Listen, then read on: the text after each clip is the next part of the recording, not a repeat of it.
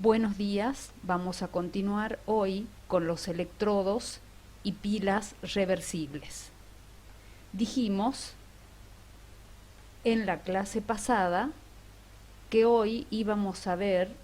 las convenciones que se utilizan para pilas reversibles con respecto al catión y algunas en general que se utilizan para todo tipo de pilas. Veamos en primer lugar cómo se simbolizan los electrodos. Los electrodos se simbolizan como M0 barra M a la N+, donde M0 representa el metal de la placa del electrodo y M a la N+ representa los iones que este metal genera en disolución. Si dos electrodos de este tipo se enfrentan conformando una pila, la notación del primero queda tal como está y la de su par se invierte de manera tal que se coloca M a la N+ barra M0. Se coloca siempre a la izquierda el electrodo de mayor potencial de oxidación. Y luego la FEM de la pila, debe ser siempre positiva y se calcula como el potencial de oxidación del electrodo de mayor potencial de oxidación menos el potencial de oxidación del electrodo de menor potencial de oxidación. Esto usualmente ustedes lo calculaban en química general, calculaban la FEM de la pila como el potencial de oxidación más el potencial de reducción. Nosotros vamos a trabajar por lo general con los potenciales de oxidación, por este motivo es que la FEM de la pila se calcula como la diferencia de los potenciales de oxidación. Si participa un gas, se coloca la presión correspondiente al mismo. Por ejemplo, si participase hidrógeno gaseoso, entre paréntesis se colocará una atmósfera o la presión a la cual este gas se encuentre. Si las concentraciones o las actividades de las distintas sustancias son diferentes a la unidad,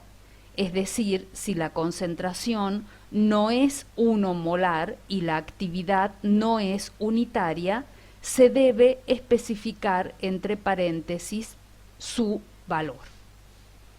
Con relación a la separación de las semipilas, se coloca una línea vertical que indica que existe un cambio de fase, que puede ser sólido, líquido, gaseoso o bien una disolución. Si no es necesaria la separación de las disoluciones, ya que en algunos casos puede trabajarse con las disoluciones unidas, en vez de la línea vertical se coloca una coma. Por otra parte, dos líneas verticales indican la presencia de un diafragma inerte poroso o bien de un puente salino, que ya describiremos sus características más adelante. Y finalmente, una línea vertical punteada representa una membrana permeable. Esto significa que existe una diferencia con el diafragma inerte poroso, ya que el mismo permite únicamente el pasaje de un anión para cerrar el circuito eléctrico, mientras que la presencia de una membrana permeable permitiría el pasaje de ambos, catión y anión.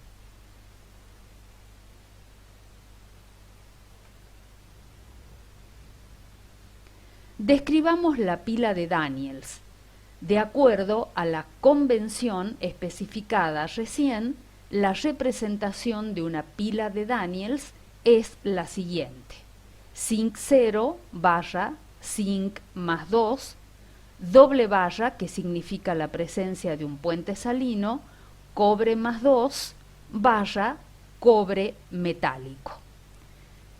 En este caso se considera que la disolución de sulfato de zinc posee una concentración, por ejemplo, 1 molar, motivo por el cual no se especifica su concentración, y de la misma forma para la concentración de la disolución de sulfato de cobre. La pila de Daniels está constituida por dos hemipilas. Una hemipila de zinc, que está conformada a su vez por una placa de zinc metálico sumergido en una disolución de sulfato de zinc,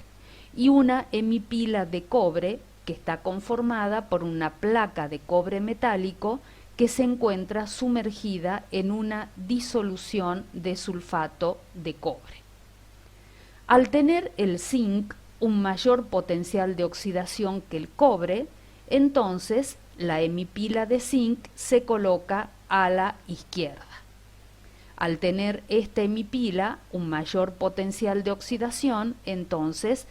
el zinc tiende a oxidarse generando iones zinc más 2 que pasan a la disolución y que liberan 2 electrones que van por el circuito externo a través del conductor metálico de primera especie hacia la segunda hemipila. Ya que la hemipila de zinc es la que genera los electrones, entonces esta conforma el ánodo y que tiene una carga negativa. En ella ocurre lógicamente la reacción de oxidación. Por cada átomo de zinc que se disuelve en la hemipila de zinc, se deposita un átomo de cobre sobre la hemipila de cobre. De acuerdo a las reacciones, zinc 0 que da zinc más 2 electrones, estos 2 electrones llegan por el circuito al cátodo de cobre, donde los iones cobre más 2 de la disolución los toman para depositarse cobre metálico sobre la placa de cobre. El flujo de los electrones va en el sentido del polo negativo hacia el polo positivo, mientras que la corriente eléctrica, que se define de manera convencional como un flujo positivo de electrones, viaja en el sentido contrario. Lo mismo ocurre a través de las disoluciones, es decir, el flujo de electrones sigue este sentido, mientras que la corriente eléctrica sigue el sentido contrario. La suma de las dos reacciones que se producen en el ánodo y en el cátodo me dan la reacción química total de la pila. Esta reacción química total,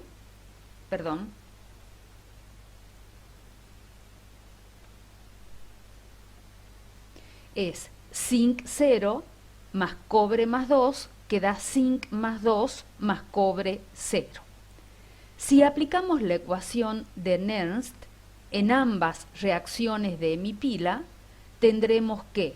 el potencial de oxidación del zinc será igual al potencial de oxidación tipo del zinc menos RT sobre 2 electrones transferidos, es decir, 2 por F, por el logaritmo de la concentración de iones zinc más 2. Y acá deberíamos poner dividido la actividad del zinc metálico, pero como el zinc metálico está al estado sólido, se encuentra puro y no produce una modificación de la concentración en disolución, es decir, tiene un estado de actividad unitaria, se omite de ponerlo en este cociente. Planteamos también la ecuación de Nernst, pero también en el sentido de la oxidación, es decir, no como está puesta, sino a la inversa, cobre 0 que da cobre más 2 electrones. Y planteamos entonces su potencial de oxidación, porque dijimos que el potencial de oxidación de la pila lo íbamos a definir en función de la resta o diferencia de los dos potenciales de oxidación de cada una de las hemipilas. De manera que el potencial de oxidación del cobre será igual al potencial de oxidación tipo del cobre menos RT sobre 2 por F y por el logaritmo de la concentración de cobre más 2.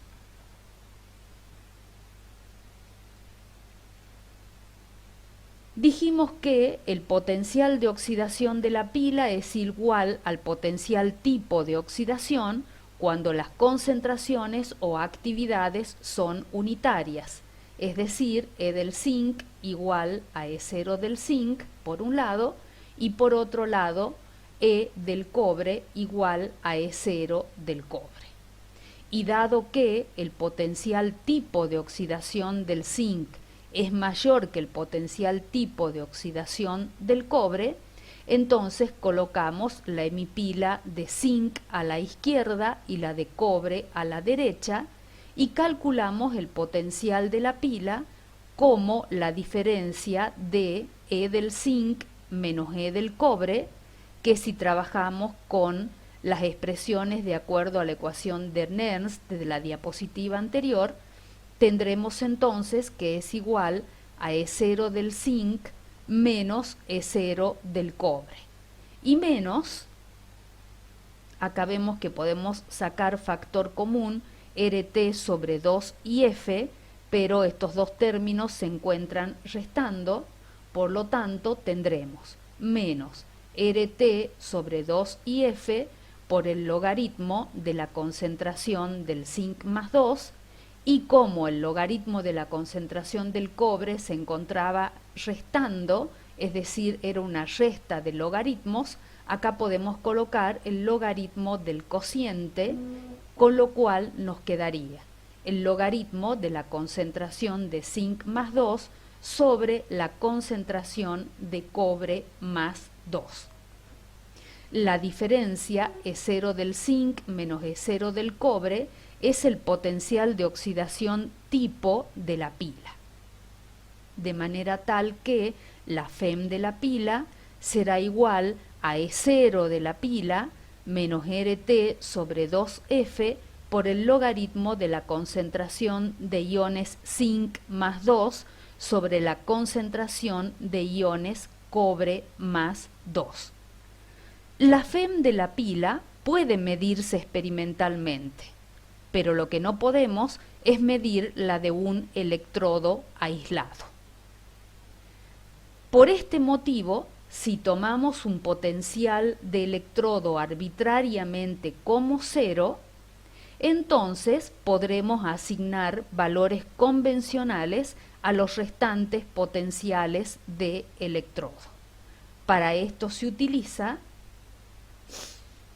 el electrodo de hidrógeno. El electrodo de hidrógeno está constituido de la siguiente manera. Está conformado por una placa de platino, la cual se encuentra recubierta por una sustancia, lo cual le da a la placa un aspecto rugoso que recibe el nombre de negro de platino o musgo de platino. Esta placa de platino con su alambre de platino se encuentran colocados dentro de un dispositivo que es como una campana de vidrio, hacia dentro del cual se inyecta gas hidrógeno que burbujea por unas perforaciones laterales que tiene esta campana de vidrio, y todo este conjunto se encuentra sumergido dentro de una disolución que posee una determinada actividad de protones. El hidrógeno se absorbe sobre el musgo de platino. En realidad este recubrimiento de musgo de platino facilita la absorción de hidrógeno sobre el mismo hasta alcanzar un equilibrio de absorción en el cual el musgo de platino más el gas hidrógeno se absorbe sobre el mismo para darme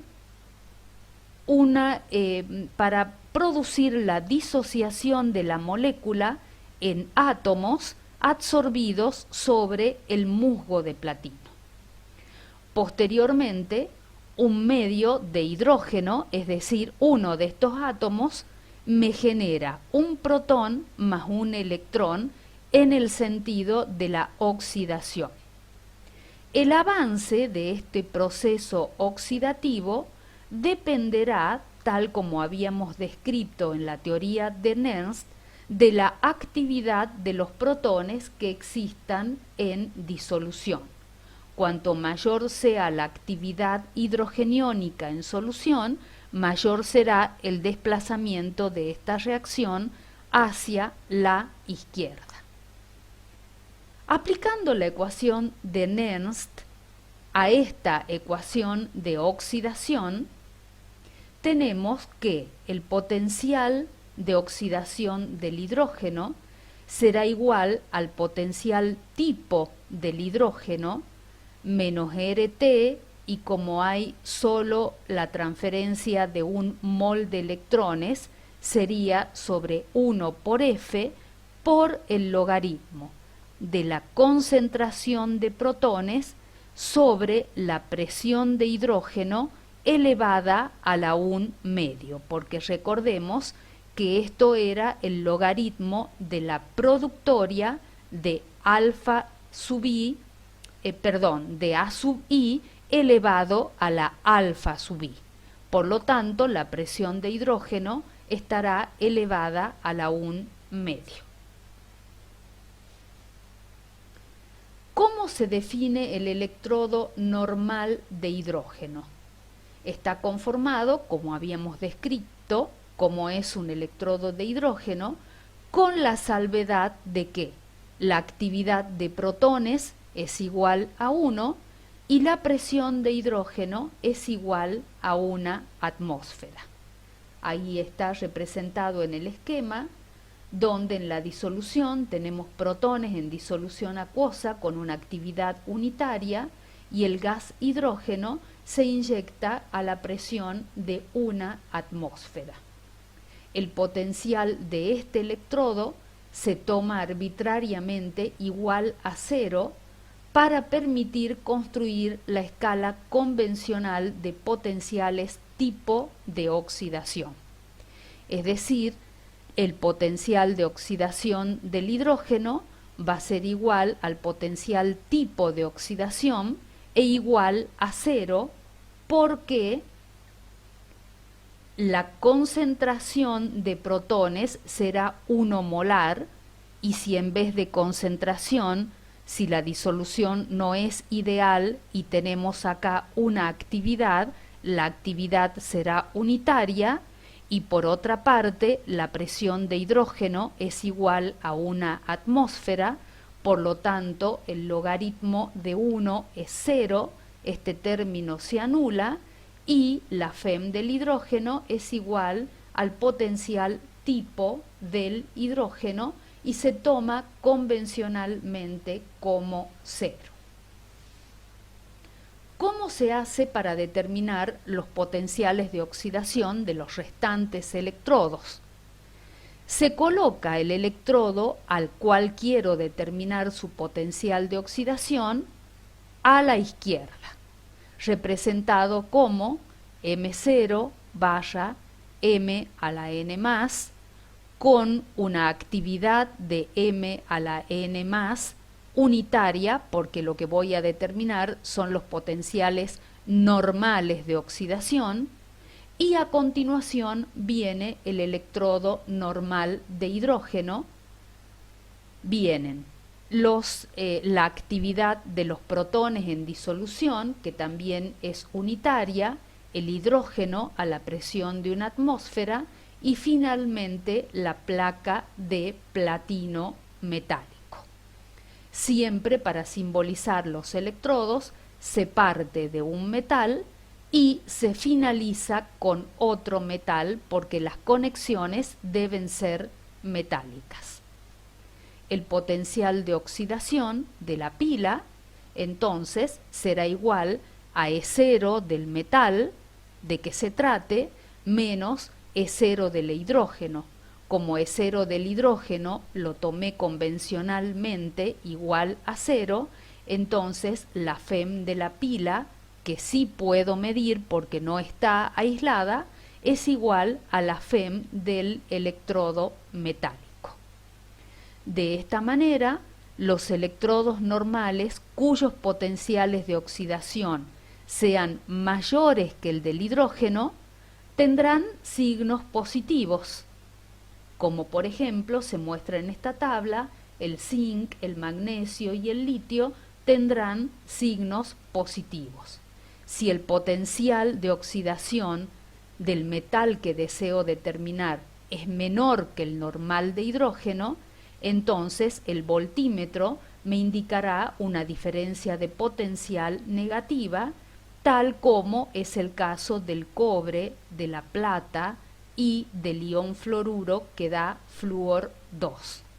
De esta manera se determinan los potenciales de oxidación tipo a 25 grados centígrados de todos los electrodos.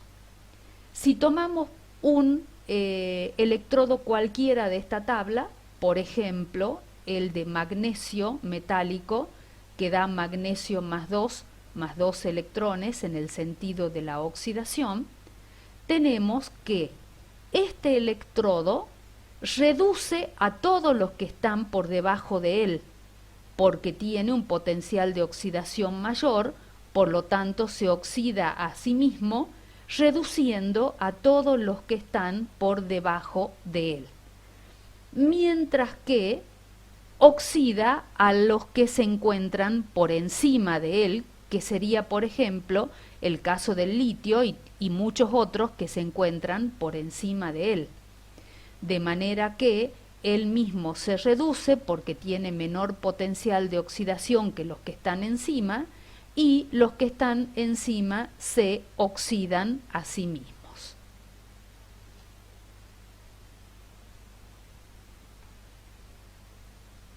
Continuando con nuestra clasificación de las pilas, ya vimos entre las pilas químicas las pilas reversibles con respecto al catión. Ahora veremos las pilas reversibles con respecto al anión. Los electrodos reversibles con respecto al anión consisten en 3 fases que se encuentran en equilibrio. Un metal, el cual se encuentra recubierto con una sal poco soluble de ese metal, y la sal se encuentra en contacto con una disolución que contiene un anión en común con la sal insoluble. En estos electrodos, la actividad del anión común en la solución es la determinante de la diferencia de potencial, a diferencia de lo que habíamos visto en los electrodos reversibles con respecto al catión, en los que siempre en la ecuación de Nernst figuraban las concentraciones o actividades de los cationes. Ejemplos de electrodos reversibles con respecto al anión son el electrodo de calomel. Este electrodo es un electrodo muy importante porque se utiliza muchas veces como referencia y está conformado por un metal, que es el mercurio al estado líquido y que se encuentra en la base de este frasco que contiene al electrodo reversible con respecto al anión. Este metal se encuentra en contacto con una sal poco soluble del metal, que es el cloruro mercurioso, denominado también calomel, que se encuentra representado por esta capa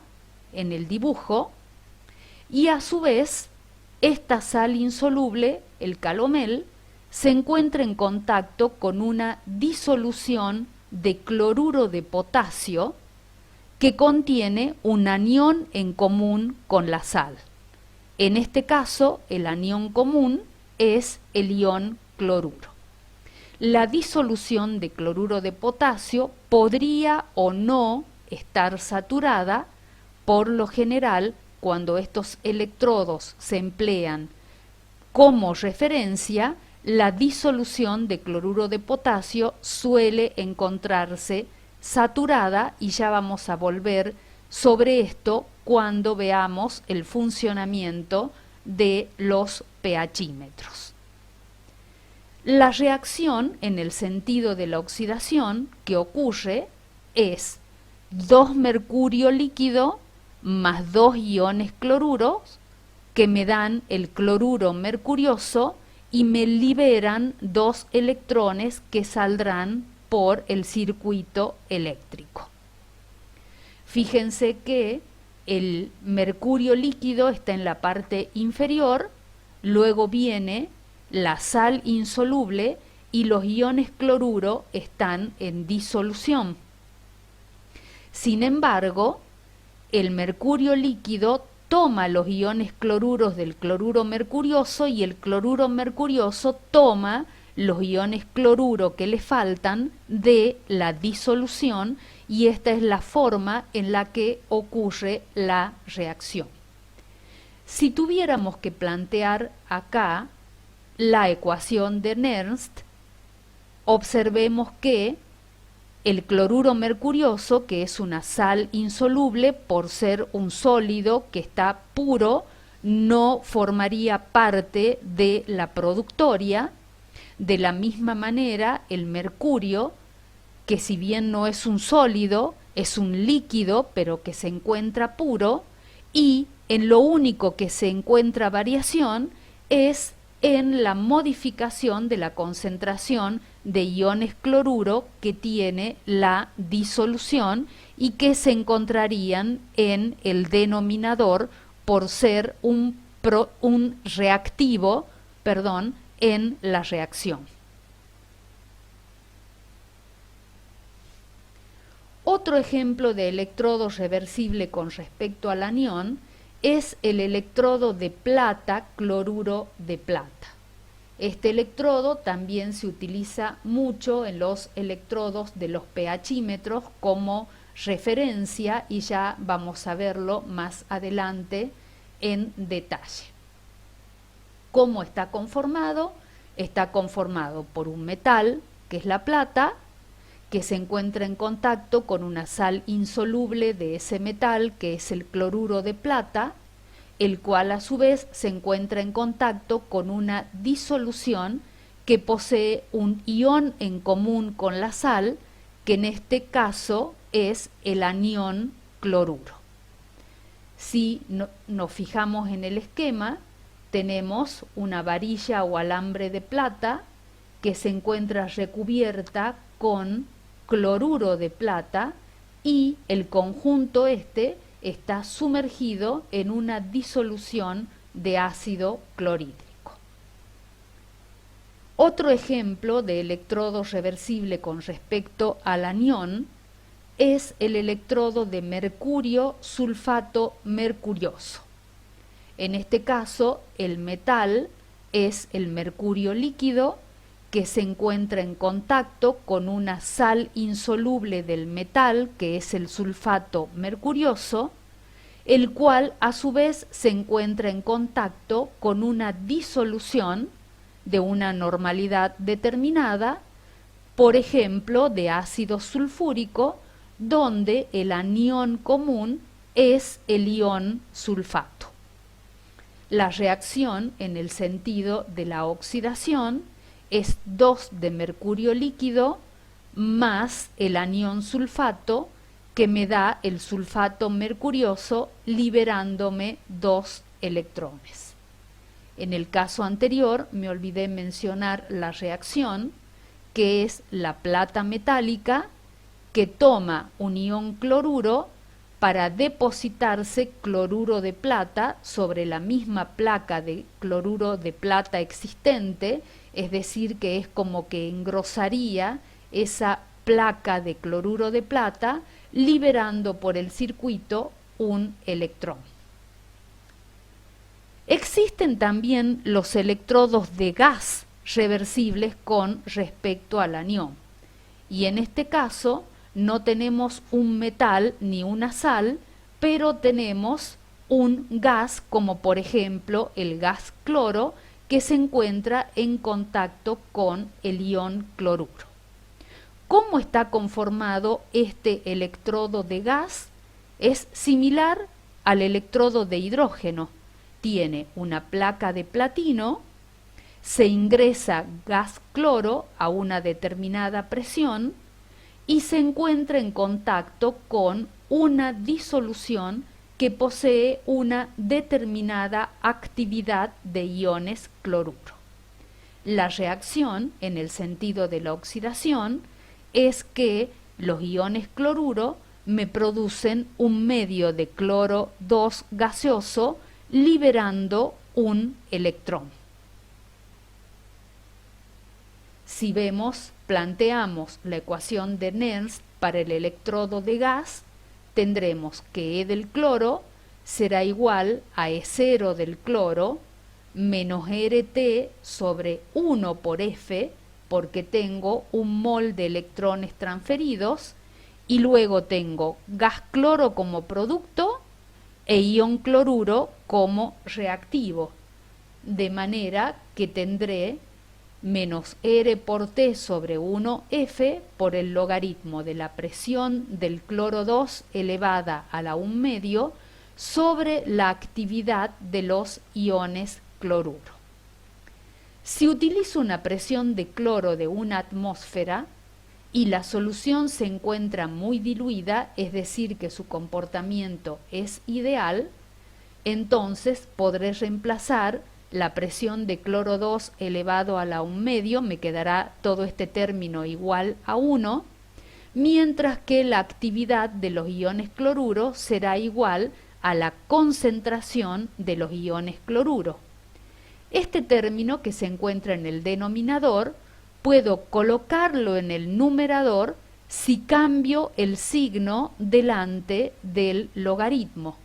de manera que finalmente me quedará que el potencial de oxidación del cloro será igual a E0 del cloro más RT sobre F por el logaritmo de la concentración de iones cloruro. En este punto es bueno establecer una comparación entre los electrodos reversibles con respecto al catión y por otro lado los electrodos reversibles con respecto al anión. En el caso de los electrodos reversibles con respecto al catión, habíamos dicho que los simbolizamos como M0 barra M a la N+, donde M0 es la placa metálica y M a la N+, los iones que genera este metal en la disolución. La reacción en el sentido de la oxidación es M0, que me da M a la N+, más N electrones, y la expresión de la ecuación de Nernst es el potencial de oxidación de M igual al potencial de oxidación estándar E0 de M menos RT sobre N y F por el logaritmo de la concentración de M a la N+. Y entonces vemos que como es un electrodo reversible con respecto al catión, aparecen las concentraciones de esos cationes en la expresión de la ecuación de Nernst. Si vamos a los electrodos reversibles con respecto al anión, estos se simbolizan como AN- barra A0, que esto lo podemos ver en los electrodos que vimos. AN- sería el ion cloruro y acero, la molécula neutra, en este caso sería el cloruro mercurioso, que es el calomel. En el caso del electrodo de plata, cloruro de plata, tendríamos el ion cloruro, que me da una molécula neutra representada como acero, que es el cloruro de plata. En el caso del electrodo de mercurio sulfato mercurioso, tengo el anión sulfato, que me da una molécula neutra, que es el sulfato mercurioso. Y finalmente, en el electrodo de gas reversible con respecto al anión, tengo el ion cloruro, que me da la molécula neutra de cloro 2. De manera que los podemos representar como AN- barra A0. La reacción en el sentido de la oxidación es AN-, que da una molécula neutra A0 liberando N electrones, y cuando planteo la ecuación de Nernst, E de A, el potencial de oxidación de A, será igual al potencial de oxidación tipo de A menos, en principio, RT sobre N y F por el logaritmo de 1 sobre la concentración de AN-, porque es un reactivo, que si yo lo coloco en el numerador, entonces este signo negativo pasa a ser un signo positivo. Y esa sería la comparación existente entre los electrodos reversibles con respecto al catión y los electrodos reversibles con respecto al anión. Volvemos a nuestra clasificación de las pilas, que se clasificaban en químicas y de concentración, y entre las químicas ya vimos los electrodos reversibles con respecto al catión, los reversibles con respecto al anión, y ahora veremos los electrodos reversibles de óxido-reducción. En los electrodos reversibles de óxido-reducción, las formas oxidada y reducida de una misma sustancia se encuentran presentes como iones en la disolución. El intercambio de electrones se produce, sin embargo, en la superficie del metal inerte. En el caso de la figura, por ejemplo, una lámina de platino o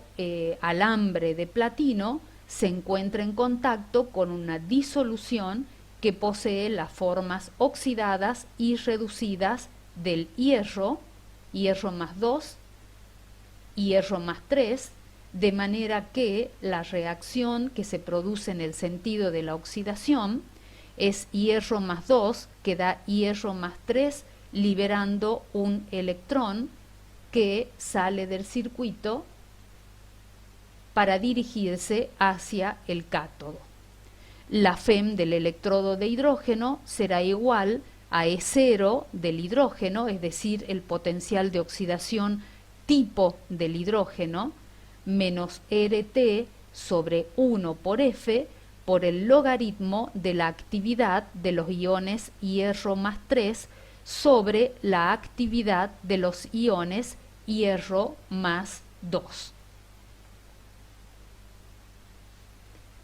Con esto completamos entonces las pilas químicas y pasamos a ver las pilas de concentración. A manera de repaso, ya habíamos visto que las mismas están formadas por electrodos que son de la misma clase, pero que se diferencian en la concentración del electrolito en común que poseen. Habíamos dicho también que la energía eléctrica que producen las mismas se debe a un fenómeno espontáneo de igualación de las concentraciones del electrolito entre ambas hemipilas. Ahora bien, esto puede ocurrir de dos formas distintas. Podrían ocurrir cambios químicos locales en cada una de las hemipilas sin que exista un transporte real de soluto o de electrolito entre ellas, lo cual me da origen a las pilas de concentración sin transporte de materia, y por otro lado, que exista un transporte real del soluto desde la solución más concentrada a la solución más diluida, lo cual me da origen a las pilas de concentración con transporte. Otras características que poseen las pilas de concentración es que en ellas no existe una reacción química final, es decir, sí existen reacciones en cada hemipila, pero en la hemipila 1 existe la reacción en el sentido directo y en la hemipila 2 en el sentido inverso, de tal manera que no existe una reacción química neta final. Y finalmente, que el electrodo que posee el mayor potencial de oxidación, considerando que las dos hemipilas son iguales, es el que posee la menor actividad de electrolito inicial. Y esto es debido a la forma que presenta la ecuación de Nernst. Cuanto más pequeña sea la actividad del catión M a la N+, el logaritmo de la actividad me va a dar un número mayor pero negativo,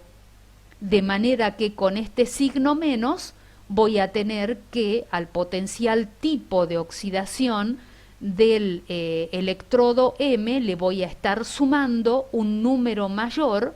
que si la actividad del electrolito fuese más grande, lo cual también me podría dar, si la actividad es menor que 1, un número negativo, pero en valor absoluto menor que en el caso anterior, con lo cual estaría sumando un número más pequeño. De acuerdo a la clasificación de las pilas de concentración, entonces, que dijimos que teníamos con transporte, sin transporte y de amalgama, ahora vamos a ver en particular las pilas de concentración sin transporte. Estas pilas están constituidas en realidad por dos pilas químicas del mismo electrolito. Como puede verse en la figura, tenemos una pila de hidrógeno, es decir, un electrodo de platino con hidrógeno gaseoso y una disolución de ácido clorhídrico, y del otro lado exactamente la misma hemipila, platino, hidrógeno gaseoso y una disolución de ácido clorhídrico. Estas hemipilas se encuentran conectadas en serie a través de un mismo electrodo, y el electrodo que las conecta es un electrodo de cloruro de plata, plata y cloruro de plata. Los procesos redox que ocurren en el primer electrodo se compensan con los procesos redox que ocurren en el segundo electrodo. Así, la pila química 1 estaría formada de la siguiente manera: platino, hidrógeno gaseoso, ácido clorhídrico con una actividad A1, que dijimos que para que se encuentre a la izquierda, la actividad A1 tiene que ser menor que la actividad de A2, y posteriormente tenemos cloruro de plata, que es esta placa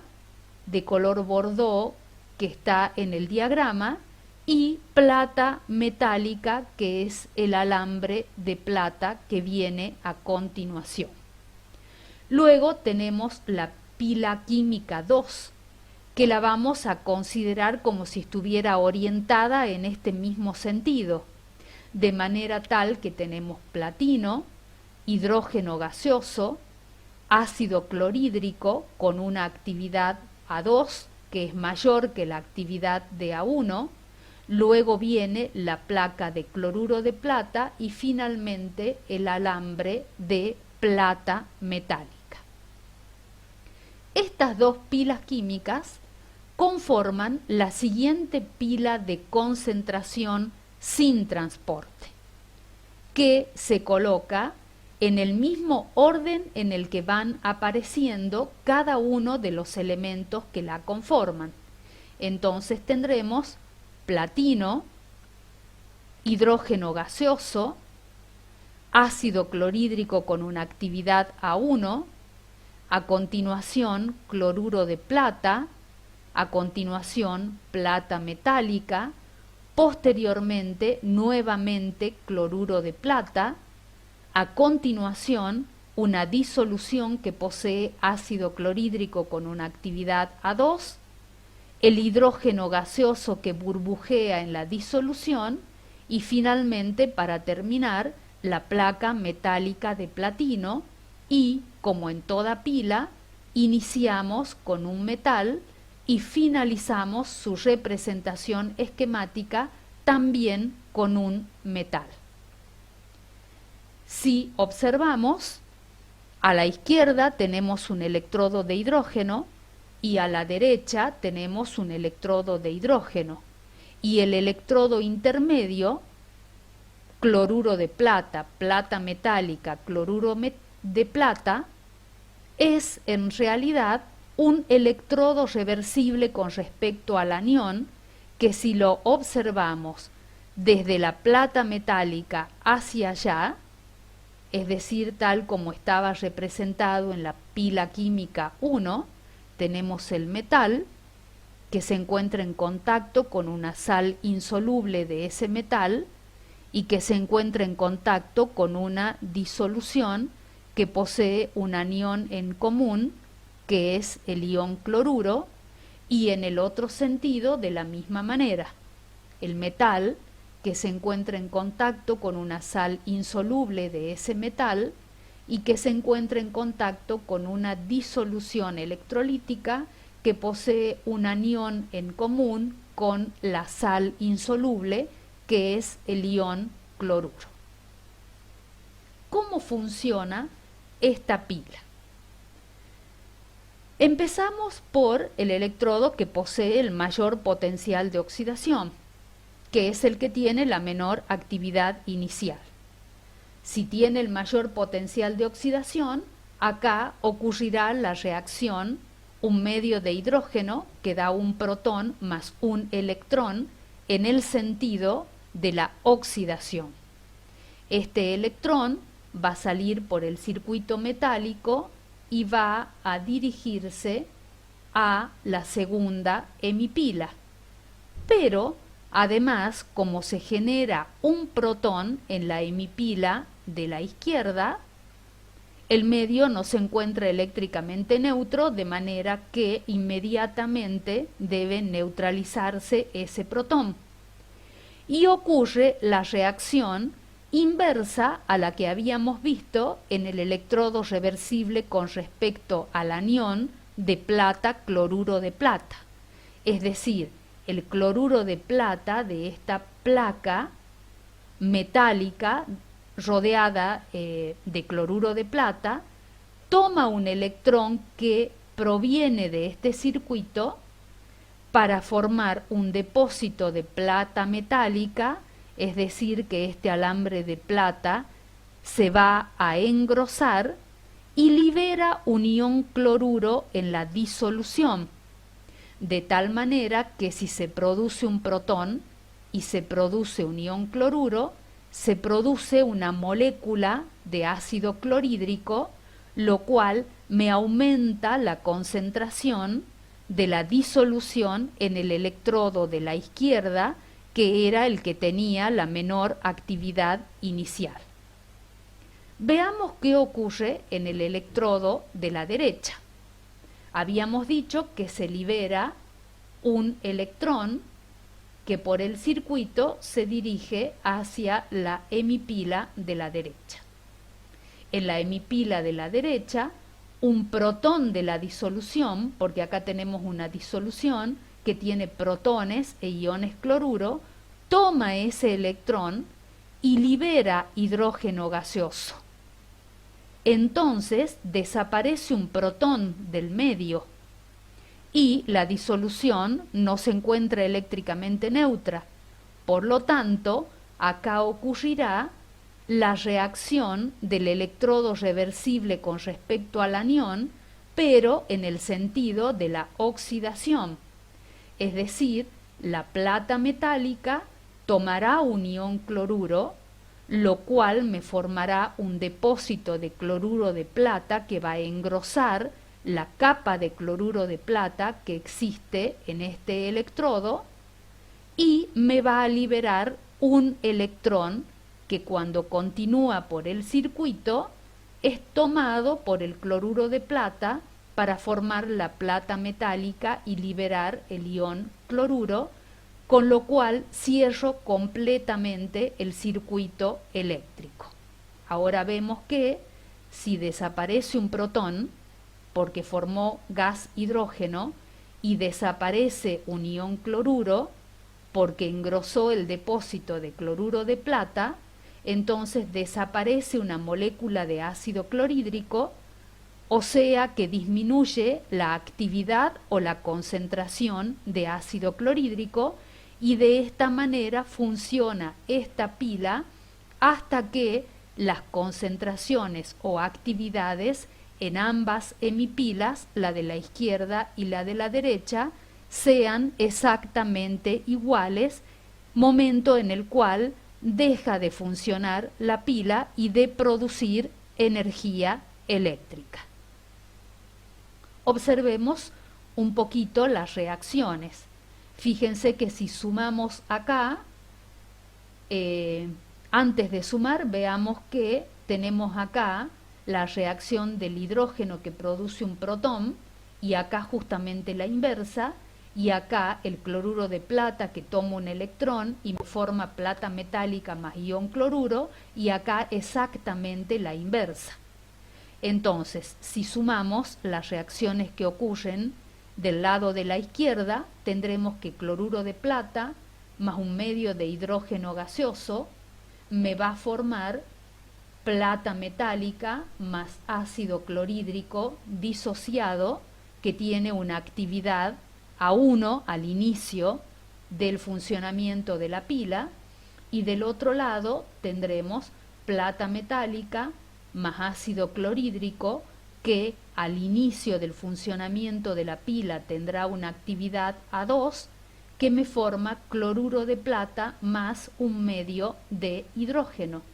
de manera que podremos simplificar a ambos lados el hidrógeno, podremos simplificar el cloruro de plata, podremos simplificar la plata metálica, y la reacción exclusivamente será que el ácido clorhídrico con actividad A2 me produce ácido clorhídrico con una actividad A1, que en definitiva no es una reacción neta, es simplemente un fenómeno de igualación de las concentraciones. La FEM de esta pila sin transferencia, E, va a ser igual a E1 menos E2, que será igual a E01 menos E02, que como se trata de electrodos de hidrógeno, E01 es igual a E02 y es igual a 0, la diferencia, menos RT sobre 1 por F por el logaritmo de A1 dividido A2, que si invierto dentro del logaritmo, coloco A2 en el numerador y A1 en el denominador, entonces este signo me quedará positivo, y en definitiva yo tendré que E va a ser igual a RT sobre F por el logaritmo de A2 sobre A1. Y de esta manera funcionan las pilas de concentración sin transporte. En la clase que viene veremos el funcionamiento de las pilas de concentración con transporte.